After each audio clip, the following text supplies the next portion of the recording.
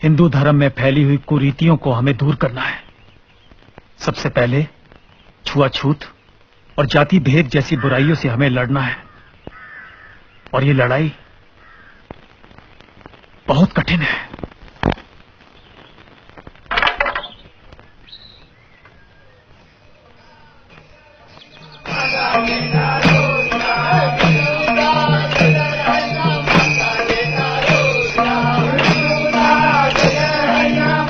आज अगर पेशवाई होती तो इस सावरकर को हाथी के पैरों तले कुचलवा दिया जाता। हम उसे अपने इस पवित्र मंदिर को अपवित्र नहीं करने देंगे। हम अपने प्राण दे देंगे, लेकिन धर्म पर आंच नहीं आने देंगे। अब भी अगर सावरकर ने अपना हाथ नहीं छोड़ा तो आज खून की नदियां बह जाएंगी।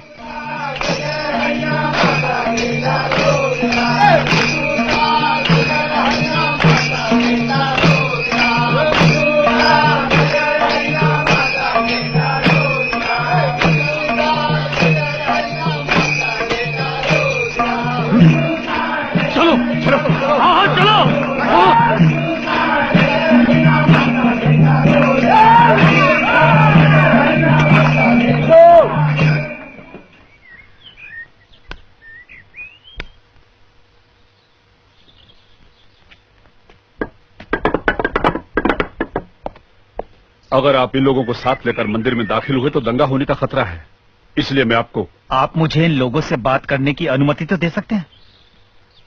केवल आप ही उनसे बात कर सकते हैं। अंदर जाइए।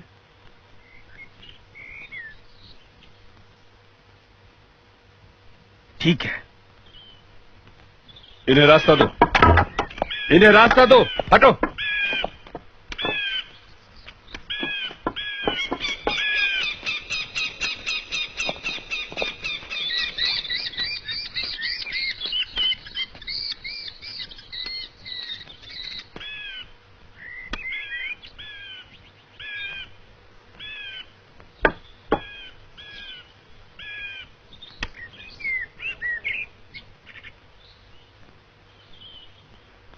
ये कैसी विडंबना है? अगर आप ऐसा समझ रहे हैं तो भूल कर रहे हैं कि मैं अपने साथ इन लोगों को इसलिए लाया हूं कि यहां इनका उद्धार होगा। नहीं, इन्हें छूने से इनका उद्धार नहीं होगा। उद्धार तो आप लोगों का होगा। इन्हें गले लगाकर आप अपने पापों से मुक्त होंगे। हमें अपना उद्धार नहीं करना है। हम उन्हें मंदिर में प्रवेश नहीं करने देंगे। हम में और इनमें अंतर है। कोई अंतर नहीं है। आप भ्रम में हैं। जातिगत ऊंच नीच में विश्वास करना छोड़िए। आप हिंदू हैं, केवल हिंदू। आपने क्यों अपने धर्म को केवल कपड़ों, जनेऊ, चोटी और गौमूत्र तक सीमित कर रखा है? ये हिंदुत्व नहीं है। हिंदुत्व कागज पर लिखी हुई पोथी नहीं है जो कागज के फटने से चूर चूर हो जाएगी। हिंदुत्व महान जाति का जीवन दर्शन है। अपने भीतर की शक्ति को पहचानिए। अपने धर्म की महानता और गरिमा को कम मत कीजिए। हमें उपदेश मत दो। हमें आपकी कोई भी बात नहीं सुननी है। क्या इसलिए कि सच्ची बात कड़वी होती है? आप लोग कुत्ते को छूते हो, सांप को दूध पिलाते हो, चूहे का खून पीने वाली बिल्ली को अपने साथ बिठाकर खाना खाते हो, लेकिन अपने ही जैसे इन मनुष्यों को जो तुम्हारे समान राम और कृष्ण के भक्त हैं छूते भी नहीं। ये क्या हो गया है तुम्हें? जागो, सोचो, समझो। 4 वर्णों की व्यवस्था ने हमारा सर्वनाश कर दिया है। इसे त्याग दो, इस विष का नाश कर दो। सभी युगों में एक आचार धर्म टिक नहीं सकता। इसे समय अनुसार बनाओ। अपने ही जैसे 7 करोड़ भाई बंधु जिन्हें तुम निम्न वर्ग का कहते हो, अगर दूसरे धर्म में चले गए तो हिंदू धर्म के लिए 7 करोड़ शत्रुओं का ही निर्माण होगा। इस लज्जाजनक स्थिति को बदल दो। अपनी भूल सुधार लो, नहीं तो समय आएगा कि तुम क्षमा के पात्र भी नहीं रह जाओगे।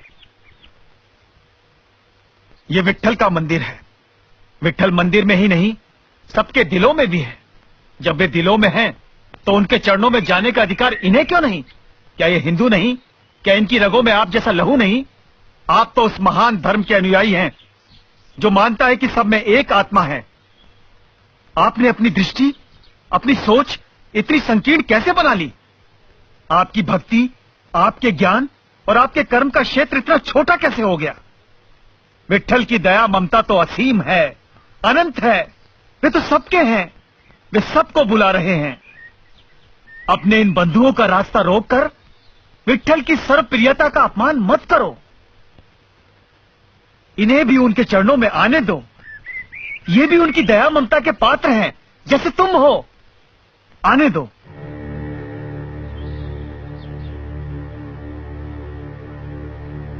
सब लोग मिलकर आगे बढ़ो।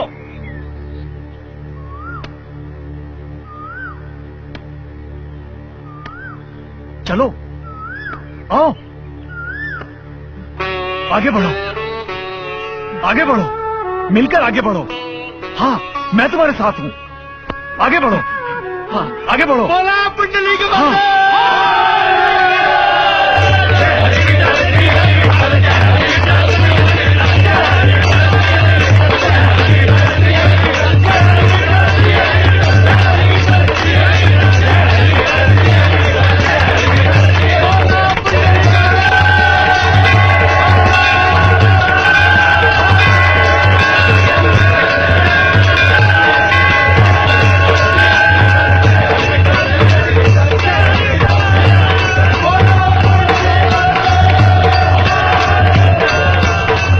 विट्ठल मंदिर में सभी जातियों के लोगों का प्रवेश एक अभूतपूर्व घटना थी, परंतु पतित पावन मंदिर में प्रत्येक व्यक्ति भगवान के चरण स्पर्श भी कर सकता है, इसकी तो किसी ने कल्पना भी नहीं की थी। पतित पावन मंदिर में शंकराचार्य जी के गले में एक मैला ढोने वाले ने फूल माला भी पहनाई, और ये सब कुछ सेठ भागोजी कीर के कारण हुआ। ये आप क्या कह रहे हैं? यहाँ रत्नागिरी में जो कुछ हो रहा है आपकी ही प्रेरणा से हो रहा है। सेठ जी सच कह रहे हैं। आपने जाति भेद का विचार किए बिना बच्चों को शिक्षा दी, सहभोज आयोजित किए। आपने तात्या राव लोगों की मानसिकता ही बदल दी।